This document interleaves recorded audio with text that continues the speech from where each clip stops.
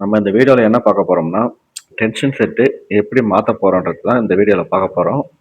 இது நம்ம கஸ்டமரோட மிஷினு. கஸ்டமர் வந்து சரியாக தைக்கலை, கீழே வந்து முடிச்சாக வந்து நூல் கட் ஆகும்னு சொல்லிட்டு நம்மகிட்ட கம்ப்ளைண்ட் பண்ணாங்க. டென்ஷன் செட்டு தான் ப்ராப்ளம் சொல்லிட்டு நம்ம டென்ஷன் செட்டை வந்து மாற்றுறதுக்கான வேலையை ஆரம்பிச்சிட்டோம்.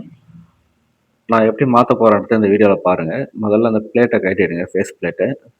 2 மேலே ஒரு ஸ்க்ரூ, கீழே ஒரு ஸ்க்ரூ, 2 ஸ்க்ரூ லூஸ் பண்ணிட்டு மேலே தூக்கினா வந்துடும். அடுத்தது வந்து பார்த்தீங்கன்னா டென்ஷன் செட்டுக்கு நேராக அங்கே இப்போ நான் எந்த இடம் கட்டின பாருங்கள், அதுக்கு நேராக ஸ்க்ரூ இருக்கும். அந்த ஸ்க்ரூ லூஸ் ஒரு 2-3 மாதிரியாவது லூஸ் பண்ணுங்கள். லூஸ் பண்ணிங்கன்னா அது இழுத்திங்கன்னா டென்ஷன் செட்டை வெளில இழுத்திங்கன்னா வந்துடும்.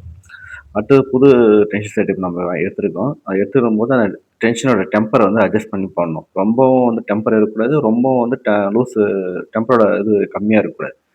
ஒரு திட்டமானது வச்சு கரெக்டாக வச்சு டைட் பண்ணுங்கள். இப்போ நான் எப்படி வச்சுருக்கேன்னு பாருங்கள், அதே போல் வச்சு டைட் பண்ணுங்கள். ஸ்க்ரூ அந்த டென்ஷன் செட்டை வந்து ரொம்ப உள்ளே வச்சு இது பண்ணக்கூடாது. இப்போ நான் கேப் இருக்குது பாருங்க, தெரியுதுங்களா? அந்த ஸ்ப்ரிங்கு மேலேயும் கீழே போகிற அளவுக்கு கேப் ஃப்ரீயாக வரணும். அந்த அளவுக்கு கேப் வச்சு நீங்கள் டைட் பண்ணணும். நீங்கள் வச்சு நல்லா உள்ளே இதை பாருங்கள், ஸ்ப்ரிங்கை வந்து மேலே கீழே ஃப்ரீயாக கீழே இறங்குது, அது போல் இருக்கணும். இது போல் வச்சு டைட் பண்ணணும். டைட் பண்ணிவிட்டு திரும்ப அந்த பிளேட்டை போட்டு தைச்சிங்கன்னா சரியாக தைக்கும். இது போன்ற வீடியோக்களை பார்க்க நம்ம சேனலை வந்து லைக் பண்ணுங்கள், ஷேர் பண்ணுங்கள், அந்த பெல் ஐக்கான் பட்டனையும் கிளிக் பண்ணுங்கள்.